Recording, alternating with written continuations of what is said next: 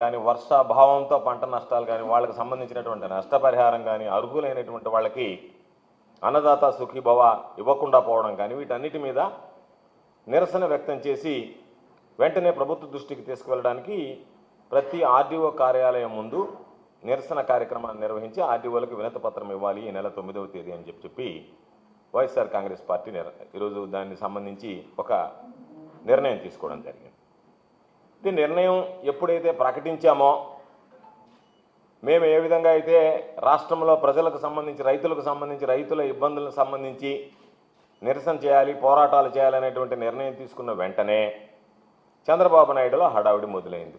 మామూలుగా చంద్రబాబు నాయుడు ప్రాధాన్యత ఏంటంటే ప్రజలకు అవసరమైనటువంటి పనులు గుర్తించి చేయడం కాదు, ప్రతిపక్షం ఏదైనా సరే గళం విప్పితే వెంటనే దాన్ని అణగదొక్కడానికి చేసేటువంటి ప్రయత్నమే చంద్రబాబు నాయుడికి ప్రాధాన్యత.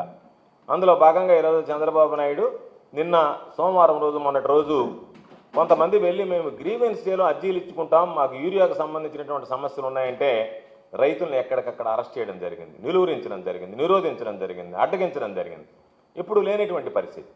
దానితో పాటు ఈరోజు మనం 9వ తేదీ అని చెప్పాం కాబట్టి ఒక కార్యక్రమం ఏర్పాటు చేసి ఆయన 30 ఏళ్ళు పూర్తి చేసుకున్నట్టుగా సంబరాలు జరుపుకున్నాడు. ఎన్టీ రామారావు గారికి వెన్నుపోటు పొడిచి 30 ఏళ్ళు పూర్తి చేసుకున్నట్టుగా సంబరాలు చేసుకున్నాడు. అది దానికి సంబంధించి ప్రజలు ఏమనుకుంటున్నారు అనేటువంటిది ఆ పార్టీలో ఉన్నటువంటి శ్రేణులందరూ కూడా ఆలోచన చేయాల్సినటువంటి పరిస్థితి.